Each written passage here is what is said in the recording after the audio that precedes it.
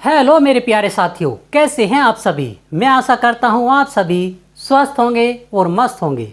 स्वागत है आपका हमारे channel English spoken 0 to hero पर। फ्रेंड्स, आज हमारी इंग्लिश स्पोकन क्लास का डे 3 है, जिसमें हम यूज ऑफ डू अर्थात डू का प्रयोग करना सीखेंगे। तो डू का प्रयोग कैसे करते हैं, देर ना करते हुए इसके लिए चलते हैं अपनी फर्स्ट स्लाइड पर। डू का प्रयोग हम कन्फर्मेशन करने के लिए करते हैं। जैसे यदि हमें किसी से पूछना हो कि क्या तुम चाय पीते हो, तो हम कहेंगे डू यू टेक टी। और यदि वह चाय पीता है तो वह कहेगा आई टेक टी, मैं चाय पीता हूँ। और यदि नहीं पीता है तो वह आई के बाद डू नॉट का यूज़ करेगा।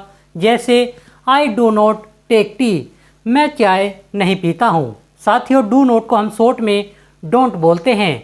यदि वह चाय नहीं पीता है तो हम उससे यह भी जान सकते हैं कि आप चाय क्यों नहीं पीते हैं। इसे इंग्लिश में कहेंगे why do you not take tea, तुम चाय क्यों नहीं पीते हो। साथियों, नेक्स्ट सेंटेंस देख लेते हैं। यदि हमें किसी से यह जानना हो कि क्या तुम इंग्लिश में बोलते हो अर्थात अंग्रेजी में बोलते हो, तो हम उससे पूछ सकते हैं do you speak in English, क्या तुम अंग्रेजी में बोलते हो। यदि वह अंग्रेजी में बोलता है तो वह कहेगा आई स्पीक इन इंग्लिश। और यदि नहीं बोलता है तो वह कहेगा I do not speak in English, मैं अंग्रेजी नहीं बोलता हूँ। यदि वह अंग्रेजी नहीं बोलता है और हमें उससे पूछना हो कि तुम अंग्रेजी क्यों नहीं बोलते हो, तो इसे हम इंग्लिश में कह सकते हैं why don't you speak in English, तुम अंग्रेजी में क्यों नहीं बोलते हो।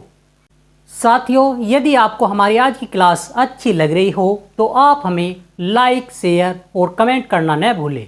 और जो साथी हमारी आज की क्लास में नए हैं वह साथी हमारे चैनल को सब्सक्राइब करना न भूलें, ताकि उनको हमारी आने वाली क्लास की नोटिफिकेशन समय पर मिलती रहे। यदि हमें किसी से यह जानना हो कि क्या वह झपकी लेता है, तो हम इसे अंग्रेजी में कहेंगे do you take a nap, क्या तुम झपकी लेते हो। साथियों, झपकी लेने का मतलब होता है कि दिन में आँख लग जाना। यदि उसकी आँख लग जाती है तो वह कहेगा आई टेक ए नैप, मैं झपकी लेता हूँ। और यदि नहीं लेता है तो वह कहेगा I do not take a nap, मैं झपकी नहीं लेता हूँ।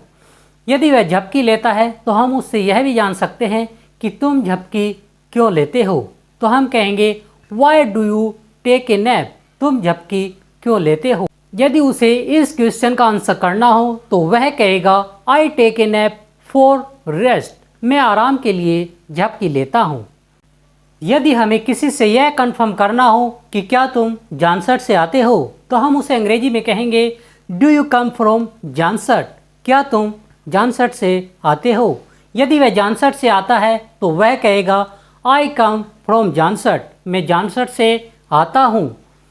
यदि वह जानसठ से नहीं आता है तो वह कह सकता है यू आर मिस्टेकन सर, नहीं श्रीमान, या फिर आपने गलती कर दी श्रीमान, आई कम फ्रॉम खतौली, मैं खतौली से आता हूँ।